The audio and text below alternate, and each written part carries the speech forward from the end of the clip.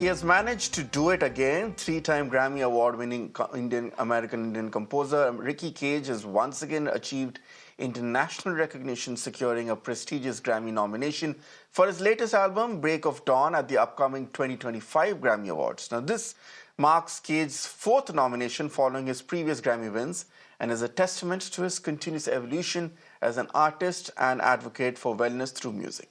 The nomination also carries significant historical weight as Break of Dawn marks the first solo Grammy nomination for an Indian artist since the legendary Pandit Ravi Shankar and is the only Grammy nomination from India this year.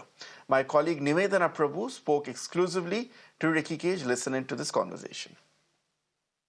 Well, he has managed to do it again. Three-time Grammy Award-winning Indian composer Rickey Kej has once again achieved international recognition, securing a prestigious Grammy nomination for his latest album, Break of Dawn, at the upcoming 2025 Grammy Awards. Now, in fact, this marks Kej's fourth nomination following his previous Grammy wins and is a testament to his continuous evolution as an artist and advocate for wellness through music. Now, the nomination also carries significant historical weight as Break of Dawn marks the first solo Grammy nomination for an Indian artist since the legendary Pandit Ravi Shankar and is the only Grammy nomination from India this year.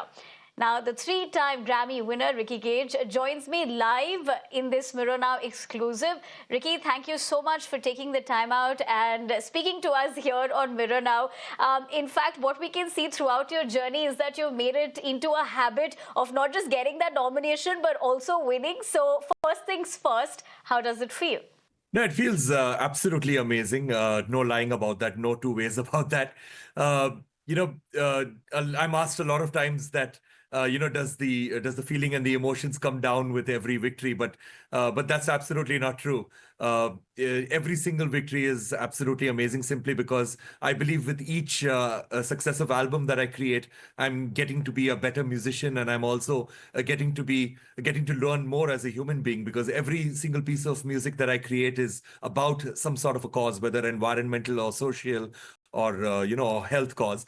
And so I believe that I'm learning a lot, I'm growing a lot as a human being, growing a lot as a musician, and that is why each and every victory feels amazing. You know, in fact, Rickey, as you point that out, this is for Break of Dawn. Tell us a little bit about the album. What really sets it apart? So I've always been an environmentalist my whole life, ever since I remember. I've been, in fact, two things: a musician and an environmentalist. I don't remember a time in my life when I was not. And so all of my music, or rather most of my music, was reflecting this. And, and there is this ancient Indian philosophy, Hindu-Buddhist philosophy, actually, which says that the impurities of the environment and society is a direct reflection of the impurities of the mind. So in order to purify the environment, one has to first purify the mind, and vice versa. And this sort of stuck with me. And I realized that there is a huge global burden when it comes to mental health. And I thought I needed to address that through my music. So that is why I resorted to, Indian-rooted wellness music, which is basically ancient Indian rags. So I created this album with 9 songs. Each song is based on a different Indian classical rag. And that is how Break of Dawn came about.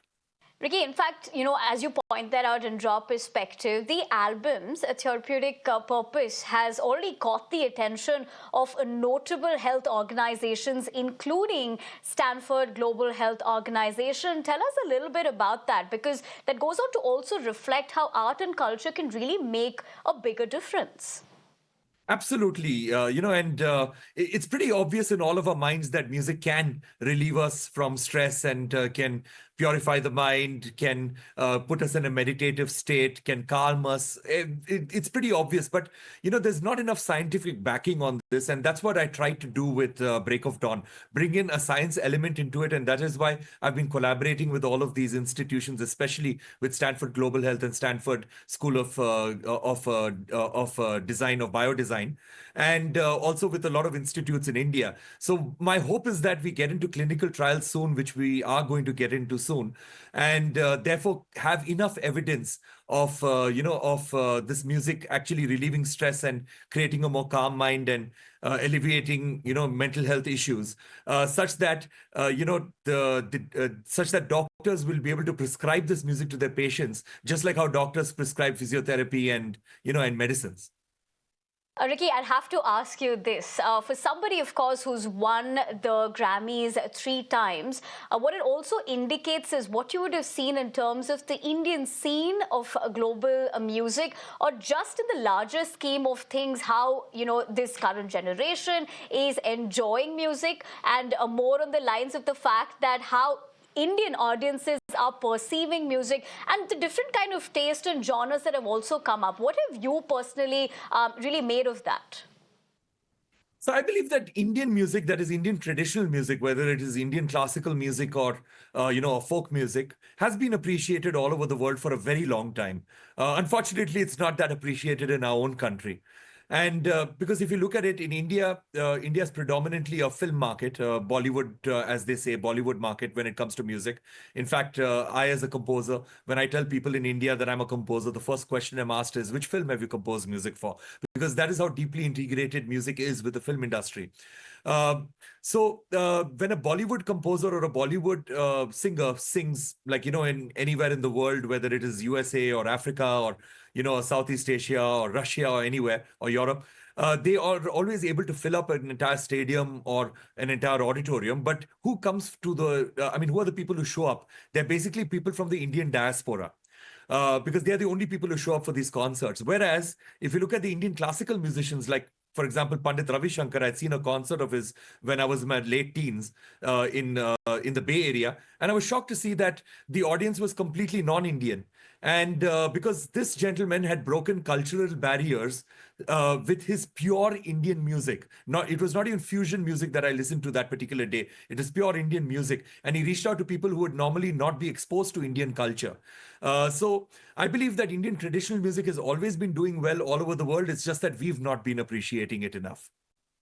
And it's a very interesting story, right, Ricky, with the fact that we're given to understand you studied dentistry, were on your way to become a dentist, and then, of course, became a musician. That's quite interesting to see the transition. But tell us, what is the story behind that? Actually, I would not consider myself to be a dentist turned musician. My dad happens to be a third generation doctor and an Indian parent. So we all know what that leads to. So, my father always knew I wanted to be a musician because music was very strong in me during my entire childhood.